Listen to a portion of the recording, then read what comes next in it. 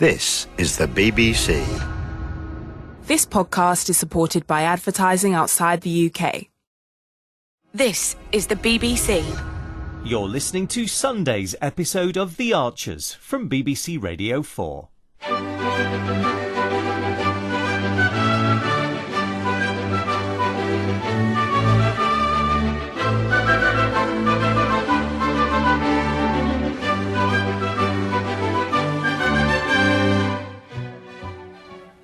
No, not at all, Emma. Are you sure? I was merely running over the vulgar boatman again. Nothing that can't wait. I nearly turned round when I heard the piano playing. I suspect a number of others feel the same way when they hear me practice. I didn't mean that, Jim. Jazzer certainly does. That's why I was taking advantage of his absence. Do sit down. Oh, thanks. I wanted to know if you've discovered anything else about the affordable housing. Goodness! Have you hurt yourself, Emma? What? Oh. Well, that must have been quite a tumble. I know, they're only grass stains. I thought I got the worst off. Would you like a sponge? No, it's all right. They're dried on. I won't get your chair mucky. Oh, don't worry. Jazzer frequently brings much worse into the living room. I was going to change before I came over, but I've got so much to do this afternoon. Goalkeeping practice. George don't want me showing myself up at the fete. Now, how I ever let Linda talk me into saving penalties. It's surprising how many conversations with Linda follow the same pattern. 1 minute you're discussing the weather, the next you've agreed to do a fan dance on the top of Lakey Hill. You can't quite remember the way it happened. No. But I assume you want me with my parish clerk's hat on. Have you come up with anything? How can we stop Damara cutting the number of affordable houses? Go on. On you go. Go on. Right. Here's the last of the possibles, Ruth. Her teeth aren't great, and I've a feeling... Yeah, we had to foster one of her lambs on this year. Yeah. Broken-mouthed and poor mothering. Only one place for her. On you go. How many are we sending off? About a dozen. Oh, OK. All right, boy. I'm guessing from the coveralls and mask that you haven't come to help us, Josh. No. Sorry, Dad. It's the wrecked piece of tarp in the workshop. Uh-huh. It's no use for the clamp anymore. I wondered if I could have it for my paint shop. Along with the rest of the plastic sheeting you've nabbed. The feeder wagon's longer than it looks. I had to set up extra bales. So you've actually taken the tarp already? Yeah, sort of. You should have asked before you started. Well, I only remembered when I saw you going through the U's. Sorry. Well, I've no objections. Ruth? Me neither. Great. As long as you have no objections to actually making a decision about rent. Right. We've certainly talked about it enough. Even though you're not asking Pip for any at Rickyard. You know we don't mean for living here. Commercial rent for Ambridge Farm machinery. Doesn't farm work count against it? Yeah, you used to do quite a lot of that. I still do. I've been covering for Pip, haven't I? Sometimes, which we appreciate. I have to do loads more when Mini Pip turns up. We'll all have to do extra when the baby arrives. Don't I get any credit for that? Imagine what AFM would have to pay elsewhere for premises, power, materials. Yeah. Hello. Oh, hi, Brian. Afternoon. Good afternoon. Did you get my message, Ruth? I Um, texted about half an hour ago. my phone's in the kitchen. Oh, well, I was passing anyway, so I thought I'd take a chance. I guess I'd better let you get on. Josh. See you. See you, Brian. Yes. We'll speak again later. I'm trying to set up a partnership meeting. Debbie's home tomorrow. Is she? You're arriving first thing. Oh, we'd love to see her while she's here. How long's she home for? Only a few days to help resolve everything happening around Low Mead. When are you thinking of? Well, ideally, Friday. To give Debbie time to get up to speed. Morning or afternoon? Which would suit you better? I'll have to check my diary on me phone. Well, I'm sure Brian won't mind walking the Cull group down with you. We're penning them, ready for picking up. We're near enough. We weren't going to bother with the trailer. Is that all right, Brian? Yes. Great. It means I can try pinning Josh down again.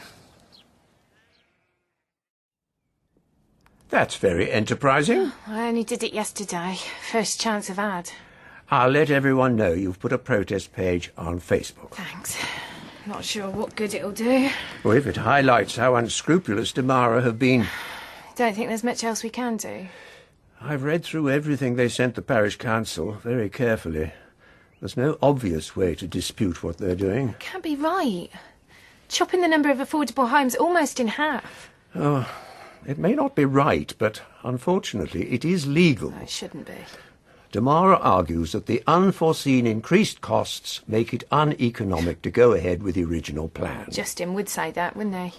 Unfortunately, the Bridge Farm development is far from unique. I've heard of several similar instances in the county. That don't mean they should get away with it. No. But at least they're still building a few sensibly priced properties. Well, there's no reason why you and Ed shouldn't get one. That's what Ed keeps saying. You're both local and work in the area. You have a young family. I'd imagine you're prime candidates. There's plenty of others like us, Jim. We could easily be leapfrogged. Me and Ed weren't guaranteed one when they was building twice as many. What chance we got now? It must be very worrying for you. I mean, I don't want to sound ungrateful. Chloe and Eddie have been great, sharing a home with us, and so were my mum and dad before that, but you shouldn't have to still live with your parents when you've got children of your own. I'm afraid your generation has been treated very shabbily when it comes to housing. Don't I know it? Well, that's partly why I took Jazza in as a lodger, I suppose. Guilt about how easy I've always had it. We're not asking for miracles. They should just build enough houses for everyone to have a chance. Yes. That's what was going to happen at Bridge Farm, until Damara decided they weren't squeezing enough profit out of it. It's disgraceful. I'm inclined to agree with you, Emma. Well, what are we going to do then? I think you should carry on kicking up a fuss on social media. Try and embarrass Damara. That ain't going to do much by itself. Well, I'm not sure there's a great deal more we can do. We can't reasonably contest the decision unless we can show Damara deliberately misled the planning department. Well, that wouldn't surprise me one little bit. I don't think Justin Elliott would take that sort of risk. He's no need to. Oh, well, I've got to do something. I can't just sit on my hands.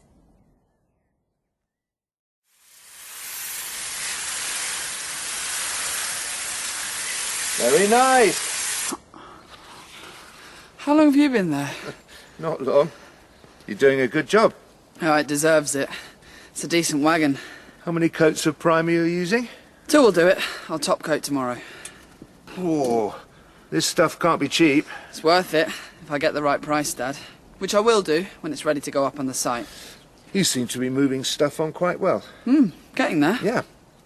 Which brings us back to the question of paying your way. Ah, yeah. Now, don't tell me you're too busy to talk about it. No, I'm really glad you've brought it up again. Get back. Get out, Tig. Don't hang around. Good boy. In you go. Thanks, Brian. Oh, not at all. I'll get me diary. It'll be good having Debbie back for a meeting. Hardly under ideal circumstances. No. Which, to be frank, you've made considerably worse, Ruth. Sorry? What do you mean by that?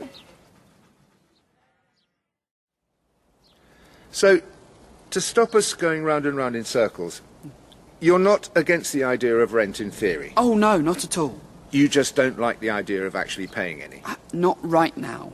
You'd rather start at the end of the financial year? That's it. OK, let's see. 7, 8, 9 rent-free months. As much as that? Sorry, why are we supposed to agree? Well, it's more logical, Dad. Is it?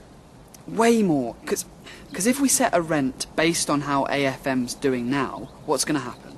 Well, your mum and I will get a contribution towards energy costs, depreciation of equipment, the use of land. You could look at it that way. While you are getting a valuable lesson in the realities of running a business.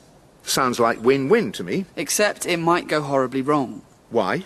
Well, what if I hit a trough and nothing sells for a few weeks? It happens to even the best businesses. Well, yes. Suddenly I'm worrying about paying rent I can't afford. You and Mum are feeling dreadful about asking for it. Steady on, we're not going to send the heavies in, Josh. Far better to do what you suggest. Let's set a proper commercial rent. I am all in favour of that. And the easiest way is wait until the end of March when I know what my annual turnover is. Then see what I can realistically afford to pay in the future. On a quarterly basis, maybe. Quarterly, 6 monthly, not an issue. The upside is, you and Mum won't feel bad about stifling my business before it really gets going. That's what I call win-win. OK, fine. Really? You've convinced me. Great. On April the 1st, or whenever, you're happy to start paying an agreed rent? Absolutely. OK. And until then, because your mum and I don't want you feeling guilty about taking advantage, how about a little commission on each piece of kit you sell? A commission? Yeah, something small. 5, maybe 10% net profit. You're joking. No. That way, if you hit a trough, you won't owe us anything. But if it continues to go well, we all benefit. Dad! Unless you'd rather start paying a fixed rent straight away. Happy to be flexible, Josh. Whatever suits you best. I'm sorry if that's the impression you got, Brian. It isn't just an impression, it's what happened. I wasn't suggesting to Jennifer you should sell the house. You must have been steering her that way. Telling her about the time you and David almost sold up. I only mentioned it because we were being open about the situation at Home Farm. I mean, it was bad enough suggesting the idea at the last partners' meeting. I didn't bring it up, actually. Kate did. You championed it. It doesn't matter. I hoped it died a death. Then you start talking about it again with Jenny. I was only trying to apologise, in case I'd offended her. She insisted on discussing it, not me. I'd rather you kept well away from the subject in future. Right. You started her thinking in a very unhelpful direction. That wasn't my intention. I'm sure it wasn't. All the same, I wouldn't have commented at the meeting either. Only as Rory's attorney, I have to try and be objective about every proposal that's put forward. And we're very grateful to you for taking the role on, Ruth. It's much appreciated. I'm not looking for thanks. But I'm sure you'll agree there are some subjects which, no matter how well-meaning an outsider is, I get that. they're in no position to comment on. Yes, Kate should have kept quiet in the first place, right? I mean, it's bad enough her interference has cost us a sale that could have settled the whole damn business. But it certainly wasn't your place to run with the idea of selling the house. Fine. Hope I've convinced Jenny it's a complete non-starter. Think I have. But if it does come up on Friday... I won't say a word, for or against. I mean, I don't expect it will. Debbie will keep us on track. But if the discussion gets anywhere near... Message received, Brian. Jenny's poured her heart and soul into that house. I know. You really have overstepped the mark this time, Ruth. Don't worry. From now on, I'm happy to go to meetings as a sounding board or mediator. But if anyone asks me personal opinion on Friday, I'm going to keep my mouth tight shut.